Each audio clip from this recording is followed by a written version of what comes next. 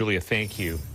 Well, this weekend is the 21st annual Pat's Run, the largest fundraising event for the Pat Tillman Foundation. That foundation supports military members, veterans, and their families to further their education through scholarships. Our Spencer Shaw spoke with two Tillman scholars who are lacing up their running shoes for this weekend's fundraiser. He joins us now live. Spencer?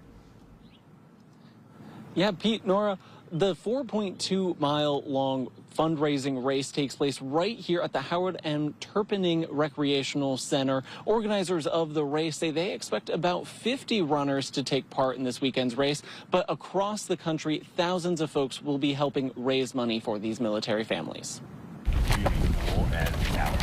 Wednesday morning, Brian Smith and Patrick Abel were scoping out the Pat's Honor Run course. You may see me out there with a stroller and one or maybe two kiddos in the stroller. We'll see. Both Smith and Abel moved to the Portland area a few years ago, and while they come from different parts of the country, they have one big thing in common. They are both Tillman scholars. One of the first things I thought when I relocated to the Pacific Northwest was I got to find the Tillman scholars out here. That's gonna kind of be my people. The Pat Tillman Foundation honors the memory of former NFL star Pat Tillman, who enlisted in the U.S. Army after 9/11.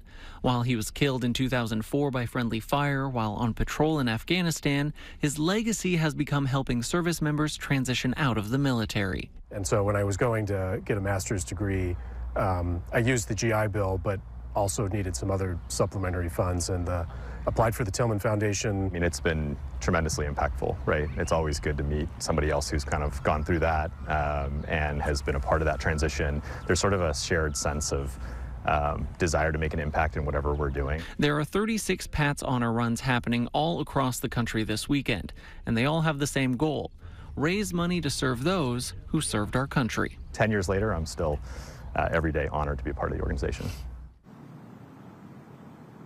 Now, there's still time to sign up for this weekend's race. We have more information on our Fox 12 app. Reporting live in Beaverton, Spencer Shaw, Fox 12.